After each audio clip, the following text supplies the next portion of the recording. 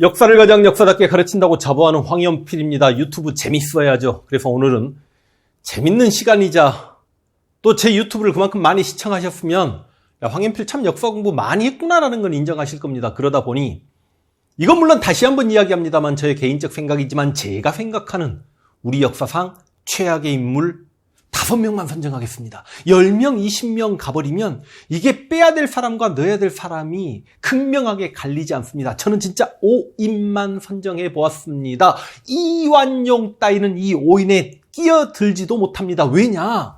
아니 을사오적 중에 이완용이 있지만 이지용, 이근택, 권중현, 박재순 똑같은 놈이고 일진에 이끌었던 송병주, 이용구 똑같은 놈이고 일제강점기도 얼마나 많은 친일파들이 있었습니까? 이완용이 없어도 제2의 이완용은 분명히 있었을 것이기 때문에 이완용이 우리 역사에 끼친 악영향은 이완용을 대신할 사람이 있었기 때문에 이완용 한 인간이 있었던 없었던 역사는 크게 변하지 않는다. 그래서 정말 우리 역사에 지대한 악영향을 끼쳤고 우리 삶의 터전에 정말 비극을 불러일으켰던 제 개인적으로 생각하는 5인 시작하겠습니다.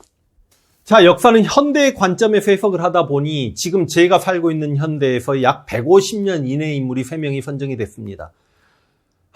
고대 인물 중에는 고조선부터 부여, 옥조동의 마한, 그리고 가야, 고구려, 백제, 신라, 통일, 신라, 발해까지 그 엄청난 역사 속의 인물 중에 저는 단 한 명의 인물을 선정했습니다.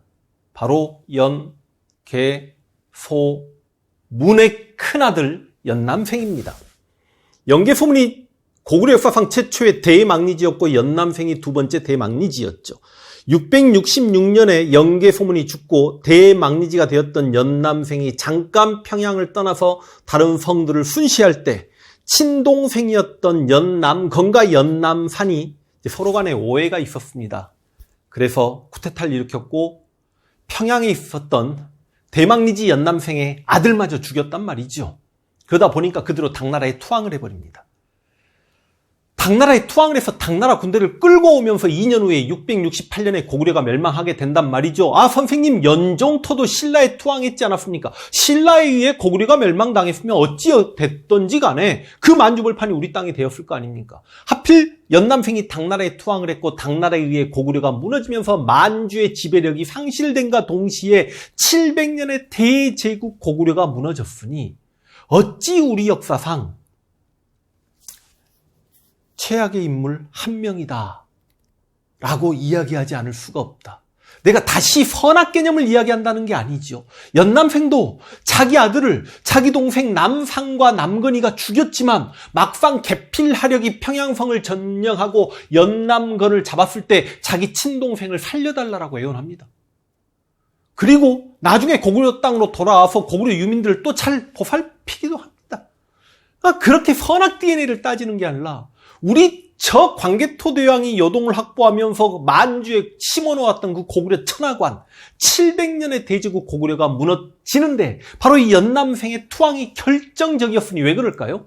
여러분 수나라 살수대첩부터 알고 계시겠습니다만 그리고 당나라, 당태종, 안시성 전투 이런 것들을 포함해서 약 70년간 중국 통일제국이 고구려를 6차례, 7차례 대규모로 공격했습니다만 고구려를 멸망시키지 못했습니다. 솔직히 고구려 공격을 거의 포기할 상황이었고 당나라 정치 상황이 측천무 때문에 좀 복잡했고 실제로 고구려가 무너진 668년 1년 후인 669년에 토번이 엄청나게 크게 난리를 쳤기 때문에 연남생이 항복만 하지 않았으면 고구려는 무너지지 않을 수도 있었다.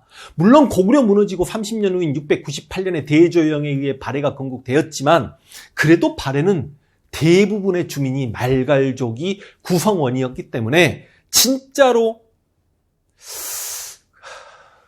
발해의 천하관을 이야기하기는 어렵다. 만주에는 고구려 천하관이 있었다. 그래서 굉장히 아쉽다 이런 말씀을 드리면서 고대에는 저는 개인적으로 연남생을 선택합니다. 여러분 각 나라마다 폭군들이 많이 있습니다. 고구려의 봉상왕도 있고 백제 계로왕, 의자왕. 솔직히 의자왕을 폭군으로 보는 건 아니죠. 역사는 승자의 기록이니까. 신라, 진지왕 하백에서 쫓겨났고 그 다음 통일신라, 진성리왕 이런 많은 역사적 인물들이 있습니다만 폭군 폭군들은요, 그 폭군들이 통치했던 기간이 넘어가면서 그게 그대로 회복이 되고 극복이 되는 경우가 많아요. 우리 역사를 최악의 상황으로 몰고 갔고 우리 삶의 터전을 정말 어둡게 암울하게 만들었던 역사적 인물이 누군가, 그렇게 오인을 선정한다는 말씀을 드리면서 고대는 연남생, 이거 촬영해놓고 우리 역사상 최악의 인물 오인에 이 사람들이 왜 안 들어갔다, 여러분이 또 누구누구 언급할 거 아닙니까? 물론 이건 제 생각입니다만 그에 대한 영상을 또 다시 찍어야 되는지 그것도 궁금합니다. 자, 두 번째 인물, 고려를 건너뜁니다. 후 삼국 궁에도 폭군이었다, 관심법 그럴 수 있습니다만 고려 500년 충혜왕도 있었고 자신의 모국을 침략하려고 했던 기황후도 있었고 무신직공기 개경 밤거리를 암흑으로 만들었던 이음인도 있었지만, 물론 또 고려 사람들 시각으로 볼 때는 고려 왕조 500년을 무너뜨린 이성계도 최악의 인물로 바라볼 수 있겠습니다만 저는 고려 500년에서는 그냥 건너뛰었습니다. 조선 갑니다. 조선의 선조, 인조 아깝게 탈락했습니다. 우리 역사상 최악의 인물 오인, 두 번째, 원균. 여러분, 우리 5000년 역사상 저는 원균을 최악의 역사적 인물 오인에 선정하는데, 제가 그렇게 바라보는 그 원균을 재평가해야 된다, 원균이 억울하다, 이런 말도 안 되는 소리를 들을 때마다 정말 기가 막힙니다. 아니 선생님, 원균도 이순신 따라다니면서 열심히 전투했고 7천량 해전에서 패했다는 거 알고 있습니다만 그렇다고 우리 역사에서 최악의 인물 오인로 선정하는 건 너무하지 않습니까? 맞아요. 예를 들어서 우리가 죽필산 전투에서 고구려 계마무사가 당태종에게 패합니다. 여러분, 능력치가 딸려서 패하는 걸 뭐라고 할 수 없죠. 그러나 그건 안시성에서 양만춘이 극복을 해냈죠. 그래서 죽필산 전투 패배자 고연수를 우리 역사상 최악의 인물이라고 말하기 어렵습니다. 예를 들어서 여진족에게 고려가 패했던 갈라수 전투, 여진족에 삼요알이라는 능력자가 있었기 때문에 패한 걸 어떻게 하란 말입니까? 여러분, 임진왜란 때 영인전투나 아니면 병자호란 때 쌍용전투 패할만 했잖아요. 아니, 한국전쟁 당시에 유재응, 현리전투, 그 유재응의 패배로 인해서 우리가 전시작전권을 미국에게 넘겨줬기 때문에 우리 역사상 최악의 인물. 그런데 제가 왜 원균을 선정했냐? 여러분, 임진왜란이 발발했을 때 경상자수사 박홍과 경상수사 원균은 수군을 해산시키고 판옥선을 자침하고 도망갔잖아요.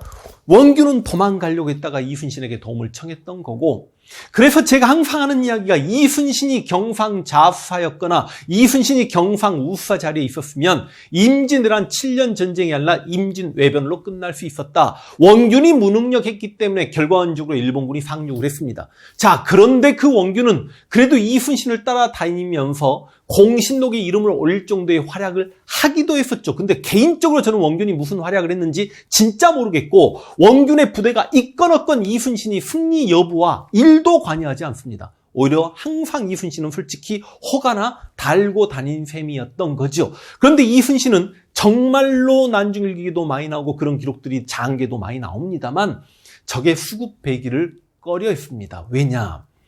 한 척의 외선이라도 더 격침시키고 한 명의 일본군이라도 더 죽여서 이 전란에서 승리하고자만 그 생각만 했던 이순신이었던 반면에, 이순신에게 열등의식이 있었던 원균은 수급 죽고 다는데 급급했고, 그러다 보니 조선 조정에서 이순신은 판옥선도 많고 병력도 많음에도 불구하고 전투에서 소극적이었고 수급을 원균이 훨씬 많이 올리니 그 원균이 더 용맹하게 싸웠던 거 아니냐, 이런 오해를 할 수 있었던 측면이 있다라는 것도 제가 인정하겠습니다. 그런데 원균이 정말 최악의 빌런이 됐던 건 뭐냐면, 우리 역사상 최고의 인물 중에 한 명이었던 이순신이 정말 나라를 잘 지켜내고 있었고, 임진왜란 휴전 중에 한산도에서 호랑이처럼 웅크려가지고 일본의 그 많은 전선들이 서해바다로 돌아나가지 못하게 함으로 인해서 육군이 다시 육지로 공격하지 못하게 보급이 안 되게끔 전쟁을 멈추는 역할을 이순신 장군이 하고 있었는데, 그 이순신 장군을 분명히 원균이 모함했고 제가 역사적 자료를 다 제시했지 않습니까? 임진왜란사에서.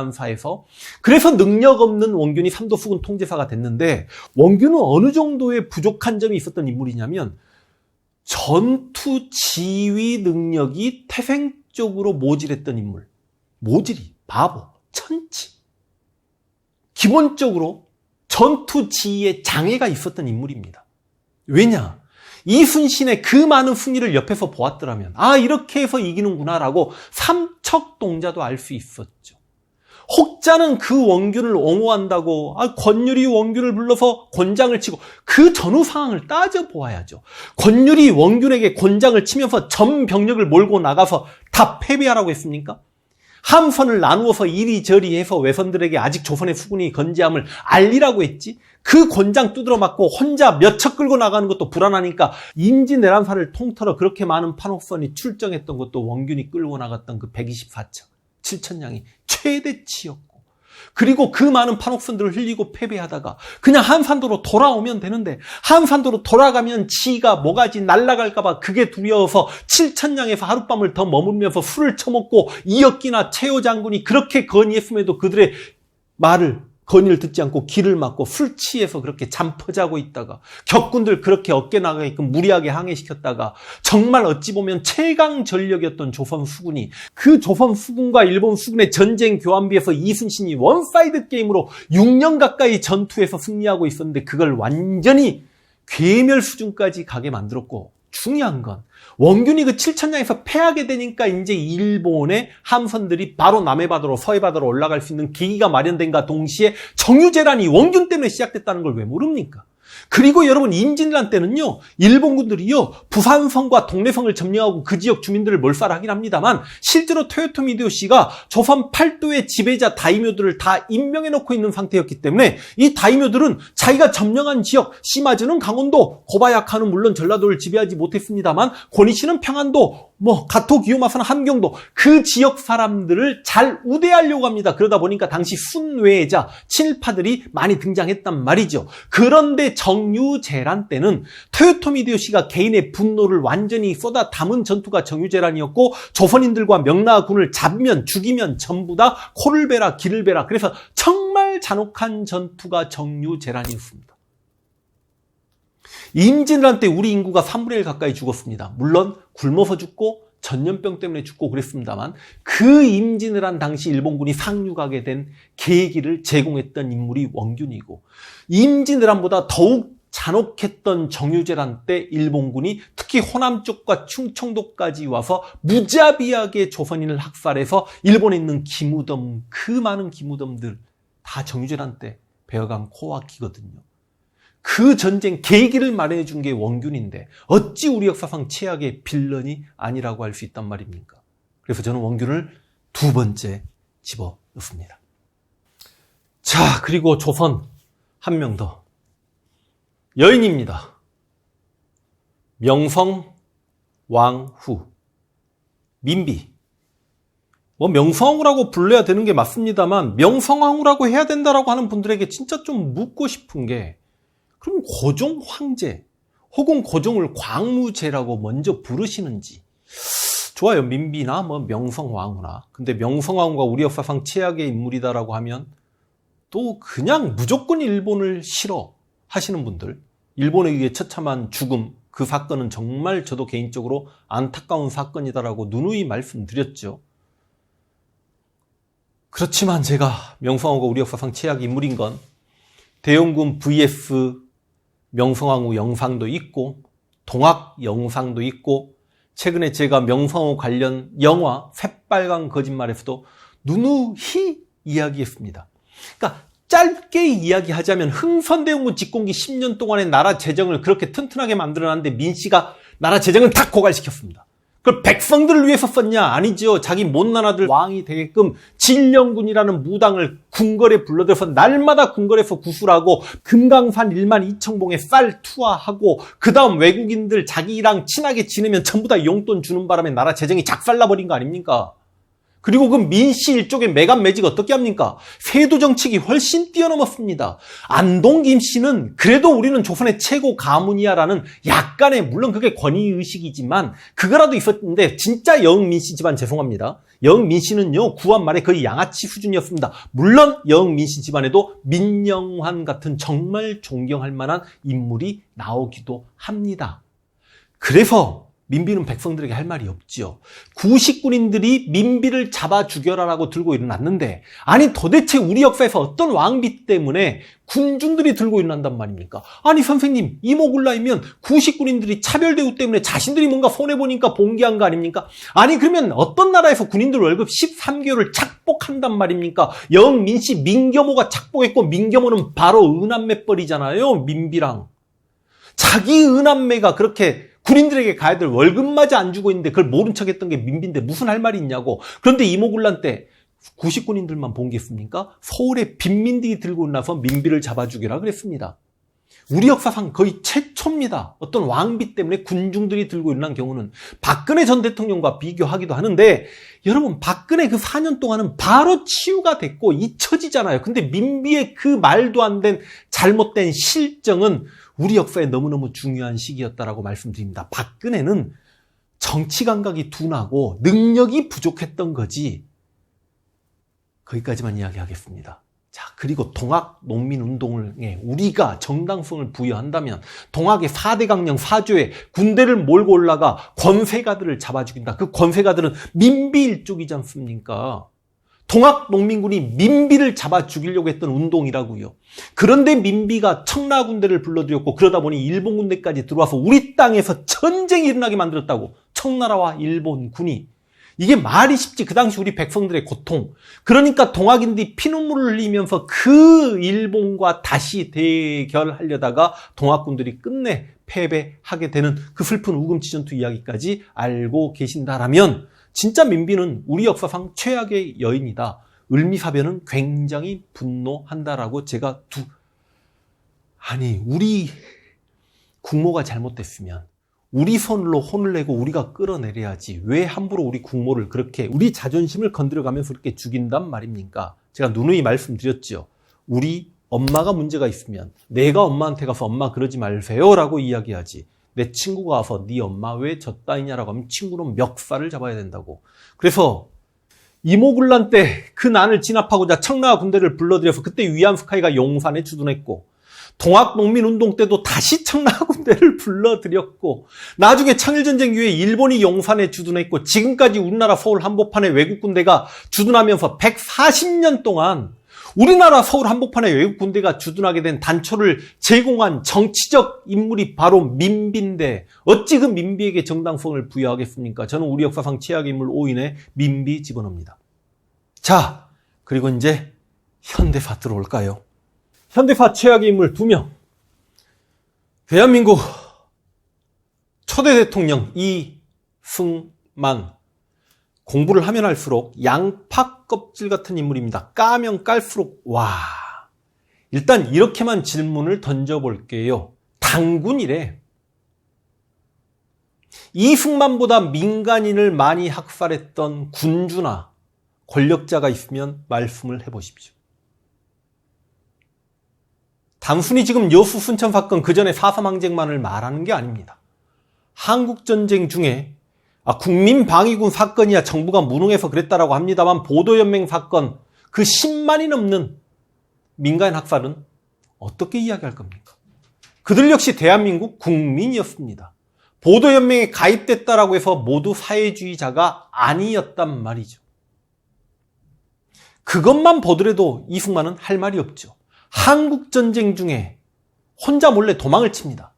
선조가 임진을 한 때 한양을 버리고 도망쳤던 건 나름 전술일 수 있었습니다. 그러나 선조도 비판받죠. 왜? 선조는 의주까지 도망을 쳐서 실은 명나라로까지 망명을 하려고 했던 사람이니까. 그런데 선조는 백성들에게 자신의 도망을 알렸습니다. 백성들이 눈 뜨고 보고 있는 상황에서 몽진을 간 거죠. 근데 이승만은 몰래 서울을 빠져나왔잖아. 서울을 빠져나와서 대전에서 라디오, 마이크를 잡고 나 서울에 있고 우리 국군들이 서울에서 충분히 싸워 이길 수 있으니 그 자리 그대로 지켜라. 그래서 얼마나 많은 사람들이 공산주의 세력에 의해 목숨을 잃고 얼마나 많은 사람들이 북한으로 끌려갔습니까? 이건 책임을 져야죠. 이런 대통령 어떻게 물고 빱니까? 대한민국을 세웠다고요?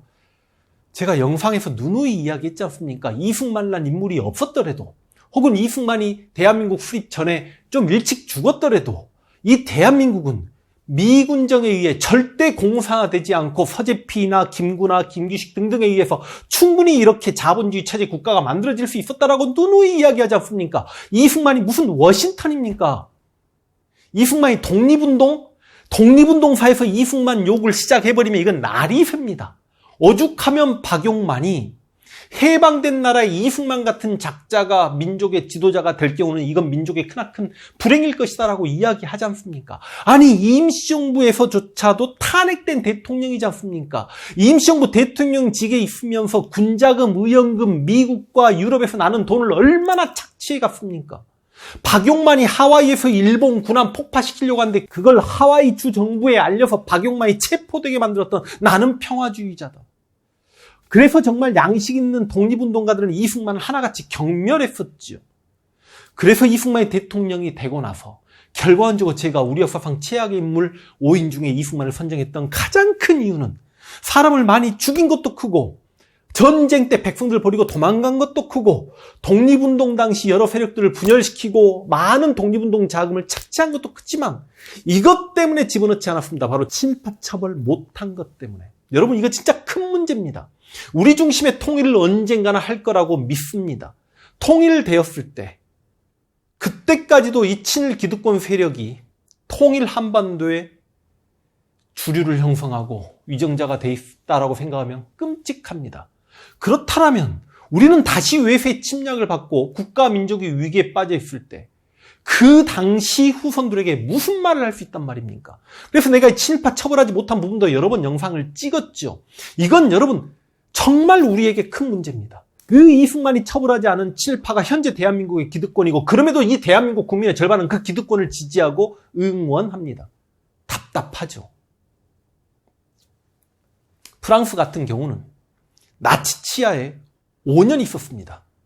드골이 아이젠하워와 함께 망명 프랑스를 이끌고 노르망디 상륙하고 파리를 탈환한 이후에 그 5년 동안에 친나치 행위자를 10,000명 가까이를 죽입니다. 재판도 없이. 그리고 감옥에 20만 명 가까이를 쳐넣으면서 무슨 말을 했다고요? 앞으로 우리 프랑스가 외세의 지배를 받는 날이 올지언정 민족을 배반하는 자는 나오지 않을 것이다. 근데 이제 우리는 어떻게 합니까? 그 친일파들이 과거 자신들의 잘못을 뉘우치고 반성하고 무릎을 꿇어서 사죄를 하면 그래 우리도 용서하고 통합이 가능하지만 그들이 오히려 이 대한민국의 기득권자가 되고 정계, 재계, 학계, 언론, 군인, 예술, 문화, 경찰계까지 완전히 장악하면서 그들이 반공과 멸공을 부르짖고 전쟁을 이야기하면서 국민을 양분화시켜버리면서 나중에 언젠가 통일이 되었을 때 이 남북한 분단 시대 정통성 논쟁을 할 때 이 남한의 친일파 처벌 실패 때문에 나는 남한이 싫으라고 이야기하는 후손이 나올까 봐 두렵다. 그렇게 놓고 보면 이승만의 친일파 처벌은 단재 신채호가 묘청의 서경 초원도 운동을 조선 역사상 1000년 내 최대 사건이라고 이야기했던 근거가 묘청은 자주적이고 진취적이었던 반면에 그 묘청을 진압했던 김부식은 사대주의적이고 한학파였기 때문에 우리 역사가 사대적으로 흘렀던 건 묘청이 김부식에 진압되었던 것 때문이라고 본다면 저는 만약에 단재 신채호가 지금 이 시점에 살아있다라면 앞으로 우리 역사상 1000년 내 최대 사건은 이승만의 친일파 처벌 실패라고 볼 것이다. 어떻게 이런 이승만을 우리 역사상 최악의 5인에 집어넣지 않을 수 있죠? 그리고 대통령직을 잘했습니까? 그 독재 어떻게 하죠? 1차 개헌, 부산 정치파동, 발췌 개헌, 2차 개헌, 4.4.5.입 개헌, 그리고 그래서 4.19까지 헌법을 뜯어 고쳐가면서까지 종신 대통령이 되려고 했던 그래서 4.19에 의해 국민들에게 쫓겨났던 대통령을 지금도 지지하는 사람들이 꽤 있다라는 게 너무 안타깝다. 우리 역사상 최악의 인물 5인 중에 이승만이었습니다. 마지막 우리 역사상 최악의 인물 김일성.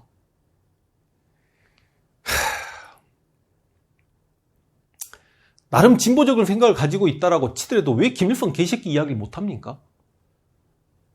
저는 술자리에서 주변의 사람들이 박정희를 많이 싫어합니다. 근데 박정희 전 대통령에 대해서 비판의식이 강한 사람에게 항상 제가 취하는 이런 질문을 수시로 해왔습니다. 박정희가 더 싫어요? 혹시 김일성이 더 싫어요? 이때 만약에 그래도 박정희가 더 싫은데요? 그러면 저는 대화를 하지 않습니다. 아니, 박정희는 공도 있고 과도 있습니다. 그러나 우리가 박정희를 비판했던 건 박정희가 물론 친일 경력도 있습니다만 독재자라는 것 때문이죠. 그런데 박정희가 독재자라고 해서 싫다라고 하면서 김일성은 옹호할 수 있다?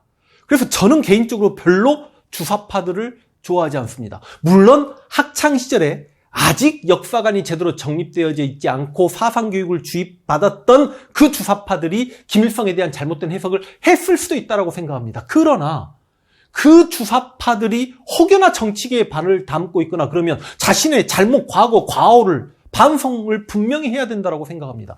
여러분, 김일성은 독립운동을 했습니다. 분명히 김일성의 독립운동사에서 제가 언급할 부분이 있겠습니다만 김일성의 독립운동 이야기는 대한민국의 모든 역사 교과서에도 다 실립니다. 아니, 독립운동도 안 했던 그 젊은 김일성이 소련군을 압수해서 북한 땅에 들어왔다라는 게 말이 된다라고 생각하십니까? 그런데 독립운동을 했다 손치더라도 그 아프리카의 위대한 독립운동가들이 자국을 독립시켜놓고 그 나라의 대통령이 되었다가 독재를 하고 나서 얼마나 많이 비판을 받고 다 쫓겨납니까? 근데 중요한 건 김일성은 쫓겨나지 않았다는 거죠. 그럼 김일성의 독재 능력이 정말 대단했다는 거죠. 김일성의 독재 능력은 전 세계 독재자들의 롤 모델이 되고 있죠. 그런데 그 김일성의 독재 능력이 대단한 것인지 아니면 우리 민족성의 가장 큰 문제 중에 하나인 독재자를 추앙하고 기본적으로 피지배층으로 살아왔던 그런 관념이 있어서 잘못 세뇌가 되는 것인지 북한 주민들이 생각할 때는 지금도 김일성은 상당히 많이 추앙받고 있죠. 남한에서 제가 우리 역사상 최악의 인물 5인 중에 김일성을 선정하면 북한 사람들은 콧웃음을 칠지 모르겠습니다. 객관적이지 못하기 때문에 북한인들은 또 그런 교육을 받았기 때문에 그럴 수 있죠. 누가 뭐라 해도 독재자입니다. 나라 이름은 조선민주주의인민공화국이라고 해놓고 어떻게 죽을 때까지 50여 년을 통치를 한단 말입니까? 그리고 그 권력을 자식에게 세습합니다.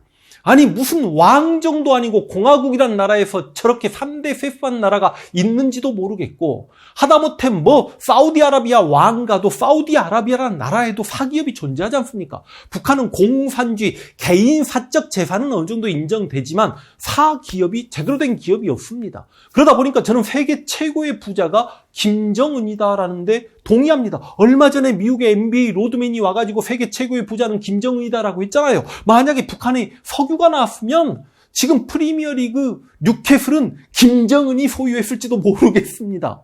진짜 세계 최고의 부자죠. 내가 하고 싶은 이야기는 뭐냐? 그 독재를 하고 3대 세습을 하게 만들었으면 북한의 인민들도 잘 먹고 잘 살게 만들어 놓든지. 북한의 인민들은 그렇게 굶주리게 말도 안 되는 공산주의 독재 체제 하에서 그 인권 탄압을 어찌 용서를 한단 말입니까? 그리고 누가 뭐라고 해도 이승만과 더불어 분단주의자였기 때문에 분단의 책임을 져야 되고, 분단되면 필연적으로 전쟁이었는데 한국 전쟁 당시 분명히 남침은 김일성이 했던 거고, 누가 뭐래도 민족 상전의 비극을 일으켰던 인물인데, 그러다 보니까 우리는 그 한국전쟁의 영향을 받고 이 시대에 살고 있고 그 전쟁의 주범이고, 그리고 독재를 했고 북한에 저렇게 많은 인권 탄압 사례라든지 3대 세습 용서할 수가 없죠. 그런데 제가 김일성을 우리 역사상 최악의 인물 5인이라고 선정하는 가장 큰 이유는 저는 미래 상황 때문입니다. 언젠가는 분명히 대한민국 중심의 한반도 통일이 이루어질 거라고 믿습니다. 몇십 년 혹은 몇백 년 후에라도. 저는 근데 그 몇십 년, 몇백 년 후에 통일된 나라에 살고 있는 우리 후손들이 이 남북한 분단 시대를 바라보면서 그 시기에도 일베 같은 인간들이 있을 거고, 일베 같은 인간들이 분명히 김일성을 물고 빨 것이다. 김일성은 위대한 독립운동가였다. 김일성은 당시 세계 최강 미국과 맞서는 자주적인 모습을 보였다. 김일성의 주체 사상 어쩌고 저쩌고, 김일성이 독재했고 3대 세수했고 당시 인권을 말살했고 그 북한 주민들 못 살게 만들었던 그런 부분은 언급하지 않고, 전쟁을 일으켰다는 부분은 언급하지 않고, 그렇게 김일성을 물고 빨 수 있는 후손들이 있을 수 있기 때문에 이게 얼마나 또 나중에 역사로 분열이 될까? 그리고 여러분 생각을 해보세요. 아니 당군 할아버지도, 아니 왕건도, 이성계도 실제로 금강산에 자기 이름 기암괴석에 새기지 않았습니다. 저 북한 도대체 어떻게 한단 말입니까? 그러니까 통일된다고 하더라도 그 북한 주민들을 세뇌시켜서 이식시켜 놓은 그 김일성주의, 그 물을 빼는데 우리는 또 얼마만큼의 시간이 필요하단 말입니까? 설령 통일이 된다 손 치더라도 저 김일성의 우상화 작업에 물을 빼는데 시간이 상당히 필요하다.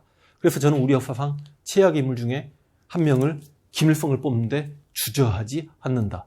대한민국에서 진짜 진보고 북한을 민족 공동체로 바라보고 싶고 주적이 아니라 북한을 끌어안고 평화통일을 하고 싶은 사람일수록 김일성 개새끼를 당당하게 외칠 수 있어야 된다. 그래서 우리 역사상 최악의 인물 5명, 안타깝다라는 말씀 드리면서 우리 역사상 최악의 인물 5인을 이렇게 선정했습니다. 막판에 이승만, 김일성 하니까 혈압이 확 올라옵니다.